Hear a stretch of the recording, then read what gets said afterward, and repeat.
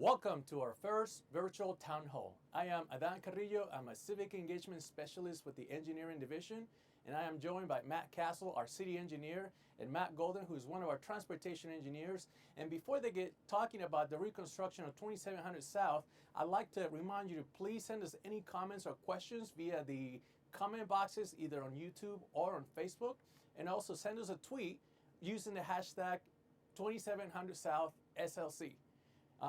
After their comments, they're going to answer your questions as they come in through our live feeds. Those questions that we're not able to get to, we're going to provide answers to on our website. So make sure you visit slc.gov/MyStreet. Again, thank you for joining us today. And now I'm turning over the time over to Matt and Jeff. Hello, Facebook. We're happy to be here today. We're going to talk a little bit about 2700 South construction project that's coming your way in the summer of 2019. And we're excited to be here for two reasons. One is that 2700 South is our most complained road in the city. And it was a project that we were supposed to do in 2020. And because of funding and moving around of funds, we were able to move it up 1 year to 2019. So we're excited to be able to get these complaints and respond to them a little bit quicker than we normally would. The other thing is what we're doing today, Facebook Live. We're trying to do a little bit of a paradigm shift in how we reach the residents in the community. Usually we have public neighborhood meetings and we have put out requests and have you come to us. And what we're trying to do today is experiment, and instead of you coming to us, we come to you. It's an opportunity for you to be at home, be at work, be wherever you are, and be able to ask questions. Hopefully we can get to all the questions that are asked today and be able to let you know what's going on, what we're thinking, and what we're doing. So today I wanted to have a few items that we wanted to talk about. First, we're going to talk about the scope of the project, talk about the timeline and the limits of the project. I think the meat of this discussion is going to be talking about the project issues, open up for questions, and then make sure you know the future outreach efforts that we're going to do, so you can come meet us, meet the contractor, and get to know us and get to know more about the project. So let's start with the scope of work. I want to kind of talk today first of what's out there right now and what we're proposing to do. So today, 2700 South is a 2-lane road, 1 lane in both directions, 1 lane in each direction, and parking on both sides, and it has sidewalks, curb and gutter, and all those elements. We are proposing to keep 2 lanes of traffic, 1 in each direction, parking on the south side of the street, adding bike lanes, and adding crosswalks, 7 crosswalks across 2700 South. These crosswalks will be raised about 3.5 inches, and we'll talk a little bit more about that because that's one of the issues of the project that we want to get into a little bit deeper. There's a little bit of concrete work. We'll be fixing sidewalk where it needs to be fixed. We'll be curb and gutter, driveway approaches. We'll fix those if they're in need of repair. And that's really the project as a whole. And most importantly, all the asphalt will be replaced. The project is anticipated to go from mid-April to October. So it is going to take 6 months to complete the work.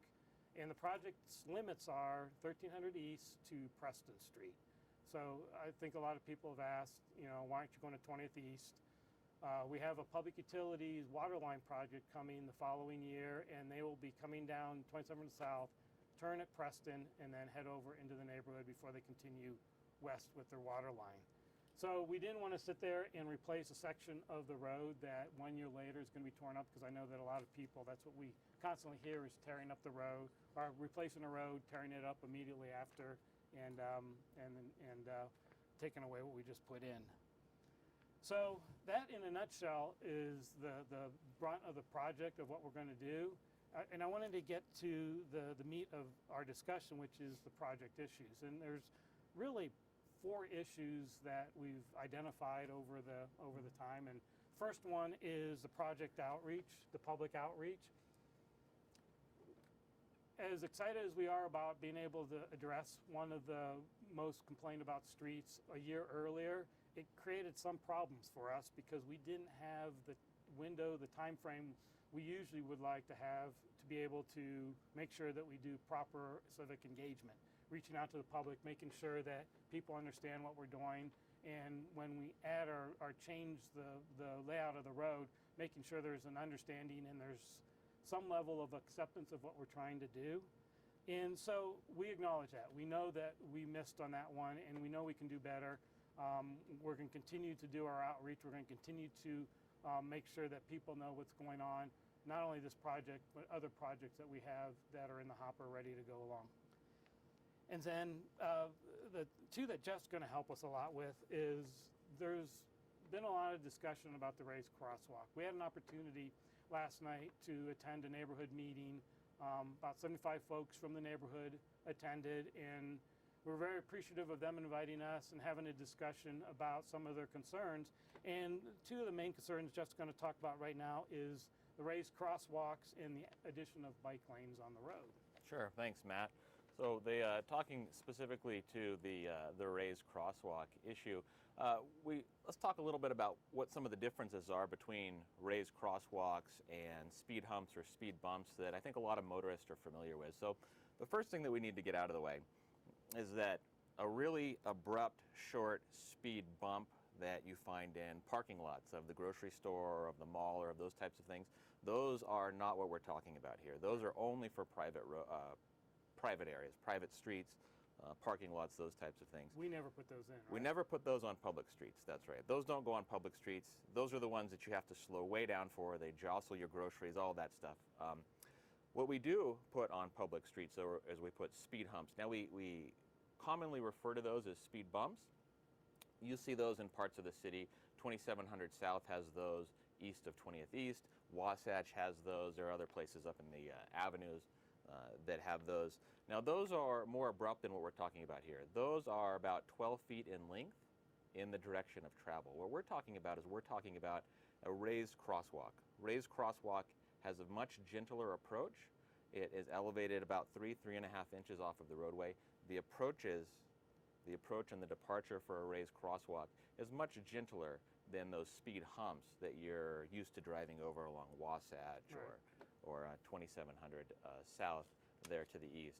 So a raised crosswalk is simply that. It's where you take a crosswalk and you raise it up, again, 3.5 inches or so, and have a nice 7, 8, 9 foot approach length to that, so it's nice and gentle. It has a different design speed than those speed humps do. It has a higher design speed than the speed humps do, and we specifically selected a higher design speed element for this section of road compared to some of the other sections of road that aren't as traveled as this section to the east, for example. So for the raised crosswalks, if you're driving the speed limit, there's no need to slow down to go over these. Because that's one of the things we heard the other day, and we've heard constantly, is that it's going to create noise because people are stopping, they're thumping over the bump, and then they're accelerating, and because of that, it's just going to create noise and all other issues.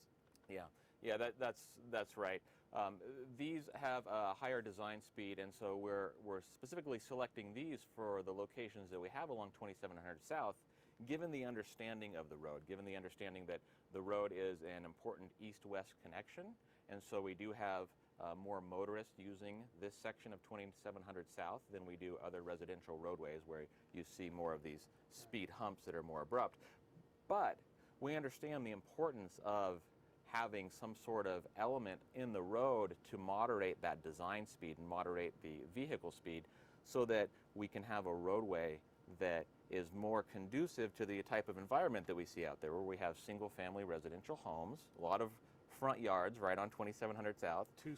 Two schools there just to the south side, and we've got school crossings back and forth, and we can talk a little bit about the school crossings and how those interact with these raised crosswalks. But basically a raised crosswalk is that element in the road it's raised slightly, 3.5 inches, and there's a crosswalk striped on it. So do we have examples in the city?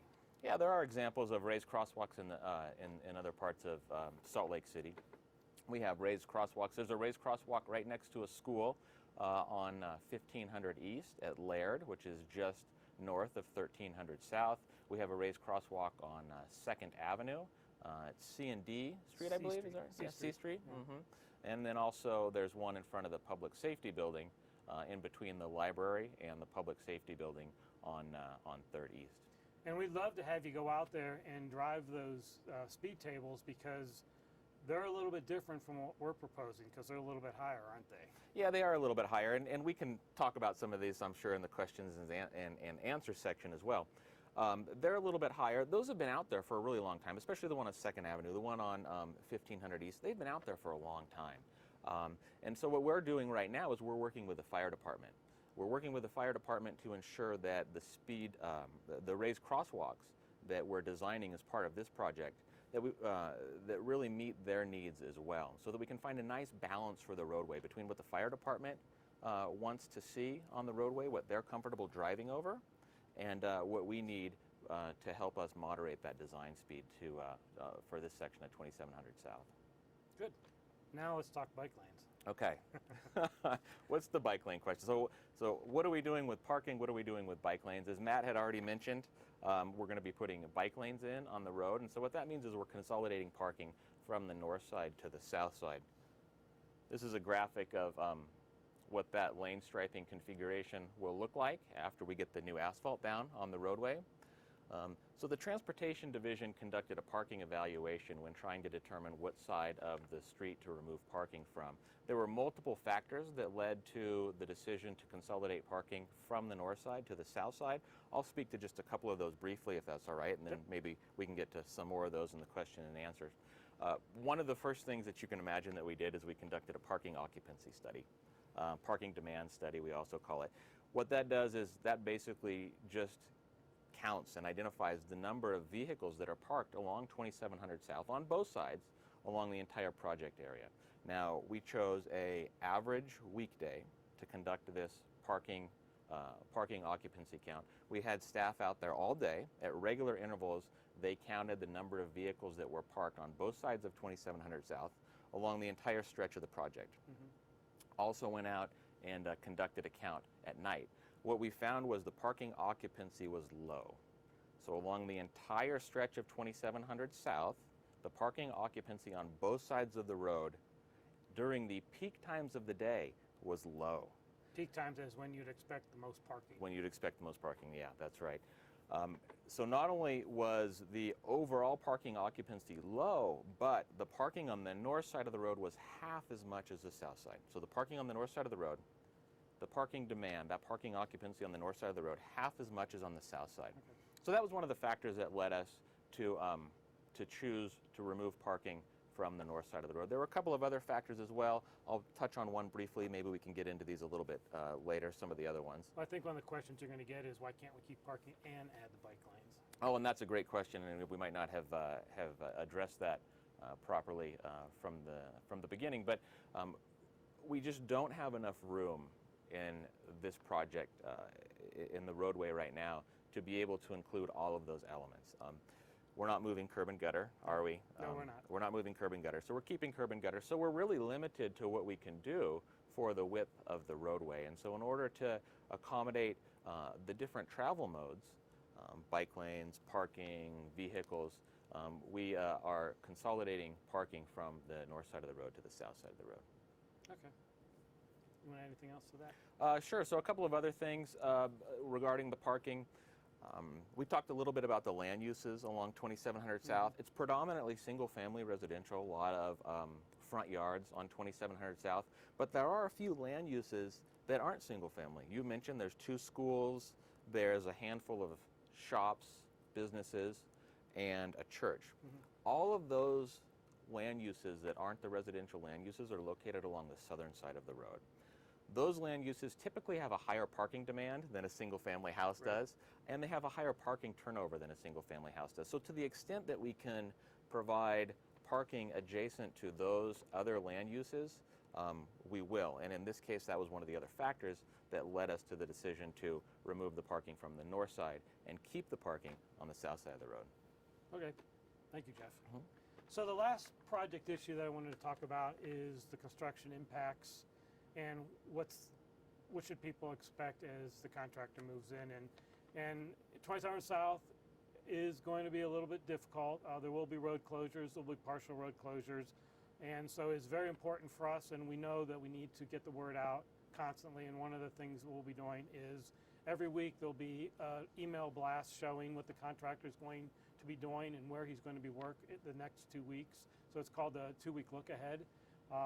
So if you're signed up for our emails blast, you'll start to see the contractor schedule, when he's going to work, where he's going to work, possible street closures are things that are going to happen, and more information we can get to you during construction, the better you can make decisions as you move around the construction. And we'll be sure to give that email address out Yes. throughout the presentation. It'll be up I on the think at screen end here. we have it on the Yeah. screen. So that's what we have. I'd like to open it up for questions. I think they're starting to roll in, aren't they? Yes, we actually have, one of the questions is, why are we considering 7 crosswalks? It seems excessive and it will push traffic to surrounding neighborhood streets. What is the city going to do about that? I think I'll let you take that one. Sure, I'll handle that.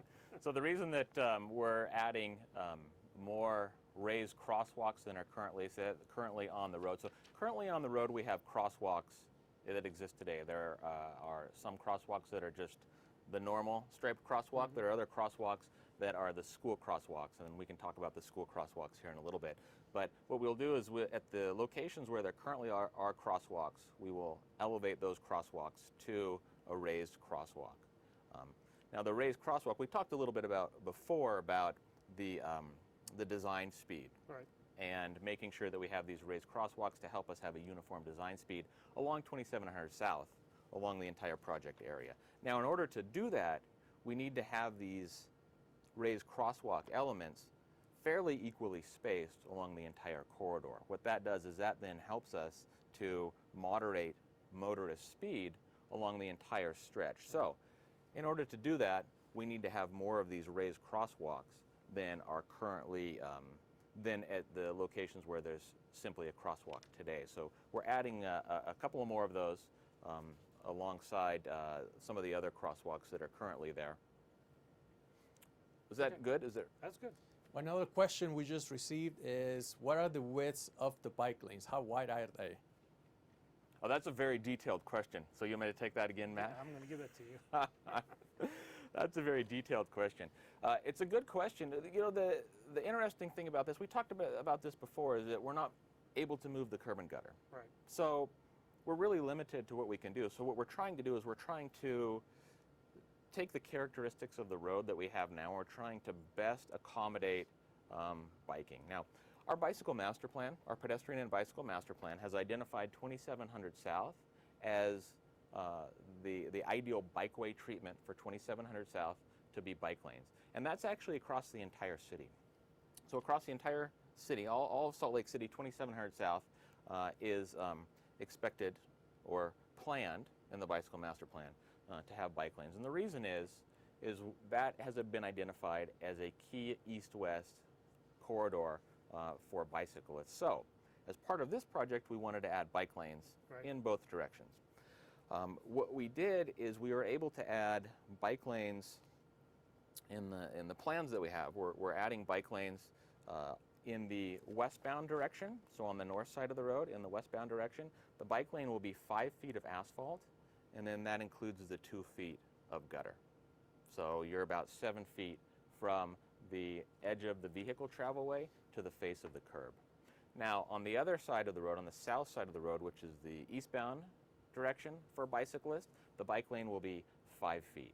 And so that's our regular size bike lane. That meets the minimum standards for bike It does. It meets the minimum standards. And so in Salt Lake City, we typically try to go larger. We typically try to have a 6-foot bike lane, sometimes even a 7-foot bike lane, and you'll see those all over the city, and we really like those when we can get those in. We try to do that. In this case, again, we just do not have the width to be able to do that. Well, and that's important because I think one of the things we haven't talked about is 2700 South is unique. It is a collector street, which means it's a little bit more than a residential. And a collector street usually has 12-foot driving lanes, maybe 11-foot. That's not the case in 2700 South. They're only 10-foot wide. Yeah. And so we don't have a lot of space. We chose to leave those as they are. Yes. And use the other space for bike lanes and for parking. Yeah. Yep. Another one of the comments is it's more of a question. They want us to address the impact, the impact of Stratford Avenue, and if we're going to manage travel conditions and speeds and manage the speeds on that particular street as well. Sure. Yeah, that's one of the other things that we can talk about, Matt. And we've heard this in some of the public outreach that we've been doing, that we need to look at Stratford Avenue. And so we'll continue to. The concerns is everything that's going on in 27th South. It's going to push permanently traffic over onto Stratford. Mm-hmm. Yeah. And the reason that Stratford comes up, for those of you that aren't really familiar with this area, the reason that Stratford comes up is because it's really one of the only other east-west roads between 2700 South and the freeway and Interstate 80, or even north of Interstate 80. But Stratford is a little bit different. So Stratford has some characteristics that that don't necessarily lend themselves to the type of roadway that 2700 South is, in terms of attracting more of a regional trip or attracting trips that go across the city. Stratford Avenue doesn't have the same connections at 1300 East. So that's one of the biggest things. Stratford Avenue does not continue past 1300 East. There's not a full signal there. It's easiest at Stratford Avenue and 1300 East to make a westbound right turn. Right. Otherwise, you're having to cross over 1300 East. So what ends up happening is, if you're looking at the amount of vehicles that would shift from 2700 South up to Stratford Avenue, you're only actually talking about those vehicles that want to make a right turn at Stratford Avenue and 1300 East. Does that make sense? I mean, it does. And I think, though, that one of the things that we've heard is that 2700 South is in such bad shape right now that people are already shifting over to Stratford. And I think our goal is that when we rebuild 2700 South, and with the raised crosswalks as they are, and allowing people to drive at the normal speed, that we should be bringing people back off of Stratford back over to 2700 South. And we're going to have to monitor that once we get construction done to see if that happens. And if it doesn't happen, then we'll have to take steps necessary to help make it happen. Yeah, and that's common in a lot of the projects that we work on, these transportation projects. You know, we work together, we monitor these types of things, speeding and traffic volumes after implementation, as well as crash histories and those types of things. Okay, and then another question we received is, why is the section between Highland and 1300 East not being reconstructed? It was part of the original scope of the project, but as we added elements to the project, we do have a limited amount of budget that's set for 2700 South, and based on the budget and based on the estimates that we have, it's possible that we probably will not be able to rebuild that section. And we always think through that we want to build things right. We don't want to take our money and spread it out and do less of a quality job. So to make our budgets work, we had to take the Highland Drive 13th East section out. Now, our contractors have given us costs today, and if those costs are extremely favorable and we have enough budget left over to do that section, we will do it. But right now we're anticipating the project to be from 1300 East to Preston Street. Another question is, why is the bike lane going in if only for a mile? That's good. So you want me to take another bike lane question, Matt? Step, yeah. That's great. So as I mentioned briefly earlier, the pedestrian and bicycle master plan that the city has adopted has identified 2700 South as receiving a bikeway along the entire section across the city. The bikeway type is a bike lane. What we try to do in the city is we try to maximize the opportunities that we have to implement our master plans and our ordinances when other projects come up. So this is a great example, Matt. You guys are coming in, doing a roadway project on 2700 South. We see a wonderful opportunity to implement some of our ordinances, and in this case, particularly the pedestrian and bicycle master plan. So the plan, the overall plan, if you look at that and review that for the city, is not simply to have a bike lane on 2700 South just through the extent of the project that we're working on this summer. Right. Instead, it's to have a bike lane that connects across the city. And what that does is that really will help us to have a continuous bikeway network to get folks to different destinations on their bicycles, to get folks to different destinations in Salt Lake City. That was also completed in conjunction with some of the surrounding cities and some of the surrounding areas. So we're hopeful that when we actually get our bikeway network implemented on 2700 South that will connect really nicely with bike facilities in adjacent cities like South Salt Lake and those types of things. Good. One of the questions we received is, will the raised crosswalks be noisier than not having crosswalks? And will the crosswalks cause drivers to speed up and down? And the idea is to not have, we talked about this a little bit before, but the idea is to not have motorists speed up and down. Again, that's part of the reason why we're including the number of raised crosswalks that we are. So one of the things that you do when you look at adding elements to a roadway to moderate the speed, to, in this case, reduce the speed limit, reduce the travel speed, the speed that motorists are traveling, is you try to equally space out these slower elements so that you don't have people that slow down and then speed up for the other half mile, but instead they slow and then realize that they need to travel at that speed along the entire corridor. And so yeah, I think the goal is that people, once they get used to the raised crosswalks, will understand and drive as they normally do if their normal driving is going the speed limit. If they're going the normal speed limit or the posted speed limit, there shouldn't be extra noise, there shouldn't be braking, there shouldn't be accelerating. They'll find that you can just travel at your constant speed and traverse these crosswalks.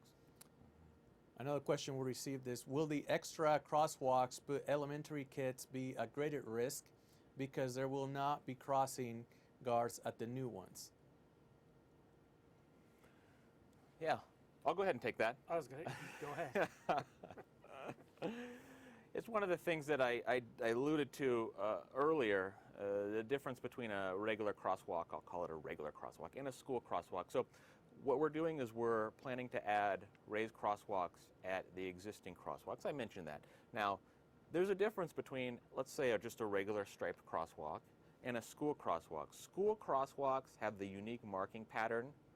They've got the rectangles that alternate between a rectangle and then a blank area, as opposed to just the two white stripes. Now, those are much different than our regular crosswalks. Our school crosswalks are unique in that they oftentimes are accompanied by the reduced school speed zone, where you have those flashing beacons that alert you that it's a 20-mile-an-hour school zone while the children are crossing. You oftentimes have crossing guards there as well.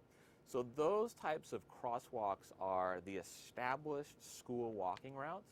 Those established school walking routes are something that the school works on, and the school then works with us to actually establish a school walking route. Those crossing guards aren't just placed anywhere. They're placed at those school routes. Those types of school walking routes, the snap maps, you may have heard of that term. That's what they've been called historically. Those type of walking routes are published and sent out to the parents and the students, so you know the school desired route. Now, those, to the extent that we add additional crosswalks and raised crosswalks, we're not necessarily going to be changing those school crosswalks. So those school crosswalks will remain where they are. That's where the designated school crossings will be during the morning time and the afternoon time when students are coming to and from school. That's when the crossing guard is there. Crossing guard's not there all the time. Crossing guards, they're going to have cones, everything that is to help highlight that crossing, that schools in and schools out is going to be there. And the schools are going to help make sure the kids continue to use those designated crossings. So it's not anticipated that because we put other crosswalks in that kids are just going to start crossing all over the place. It's still going to be promoted, hopefully, by the parents, the schools, and us to continue using the crossing where the cross guards are.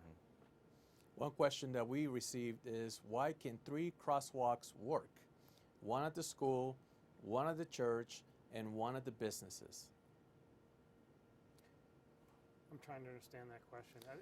They're saying that should we only have 3 instead of 7? I think they're referring to why isn't 3 enough by having just simply 3 crosswalks at these locations.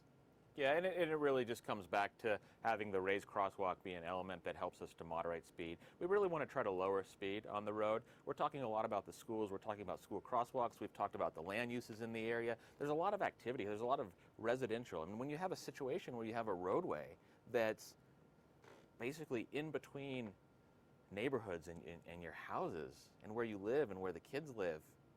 In between that and schools, we want to try to do what we can to moderate the speed. Right. And we want to bring the speed down. We want things to be a little bit safer.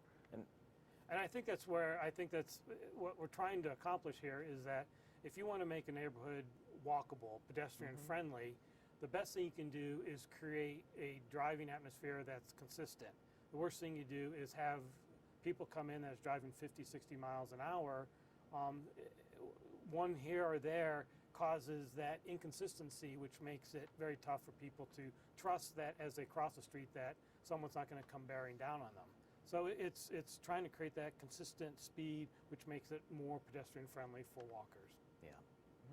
We got one last question here. It says, can a wet raised crosswalk cause bicycle tires to slip? Oh, and that was on the outer edge where it slopes to the side. Yeah, on the outer edge where it slopes to the side. So we don't see that in traffic calming elements. Typically, what we find is that some of the traffic calming elements, including the speed humps that are located, for example, we mentioned this before, on 2700 South, east of 20th East. We don't necessarily see those specific complaints from cyclists. Instead, actually, what we see when we implement these traffic calming measures, like those speed humps, for example, or speed humps in other parts of the city, and in this case, we're talking about the raised crosswalks, and I acknowledge that that's different. But what we see is that we see a situation where when we can moderate the motor vehicle speed, that the cycling community is generally acceptive of that. They like that the speed of the motor vehicles that are passing them is slower. As you mentioned, it's more constant. And again, there are downsides to some of these. And some of the downsides to things like the raised crosswalks is that cyclists will have to go up and down over the raised crosswalk. Now, we have raised crosswalks in other areas where we have bike lanes that are very popular biking routes. 1500 East example, we talked about that before, the 1500 East and Laird example. There are bike lanes striped along that crosswalk. That's a popular north-south route. We don't have any complaints from cyclists on any of our other traffic calming elements. Instead, the cycling community is supportive of what happens to the safety and the speed on the roadways when these sorts of elements are included. Right. Okay. Well, I think that wraps up our session for today. Thank you very much for your comments. We still have one more engagement opportunity, which it'll be held on March 16 at the Beans and Brews and Sugar House, located in the southeast corner of the intersection of 2700 South and Highland Drive. We'll be there. It's a Saturday morning. We'll provide coffee and hot chocolate for those that come to attend and want to meet our team. And we'll be there from 9 a.m. to 11 a.m. So please come by, say hi, ask questions. If not, please sign up for updates. Our email address is 2700south@slcgov.com, or visit our website again, which is slc.gov/MyStreet, or send us a tweet using the hashtag 2700SouthSLC. Thank you and have a good day.